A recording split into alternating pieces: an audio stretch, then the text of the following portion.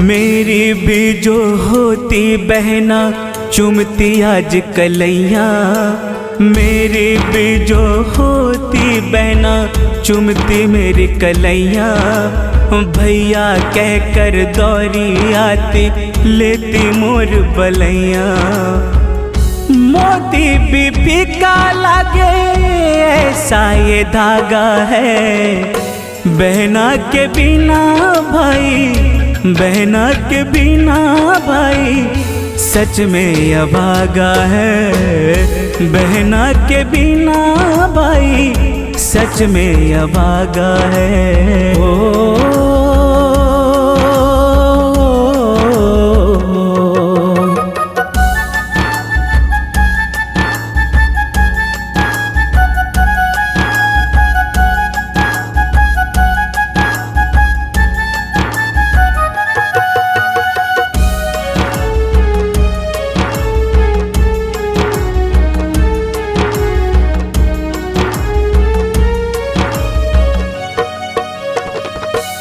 बचपन में छोटी बातों पे लड़ना लड़ना, रूठे बहना शरारत का करना करना, रूठे बहना शरारत का करना।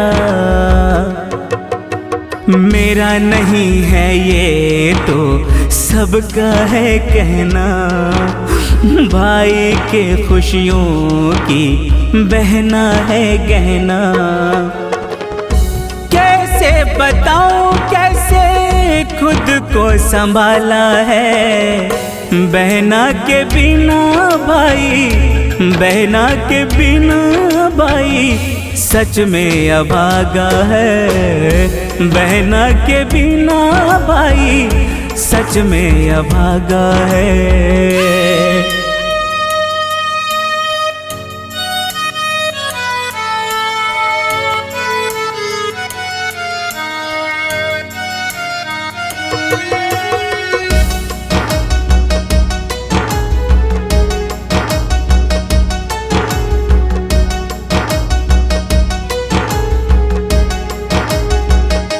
बहना हो घर में तो खुशियाँ आती आती, रूठे जो भाई तो हंसकर मनाती मनाती, रूठे जो भाई तो हंसकर मनाती। कहने को जग में तो अपने सारे हैं, किस्मत के जाने क्यों हम ही मारे हैं।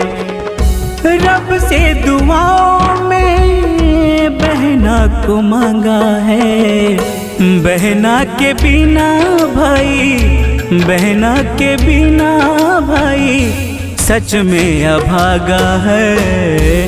बहना के बिना भाई सच में अभागा है।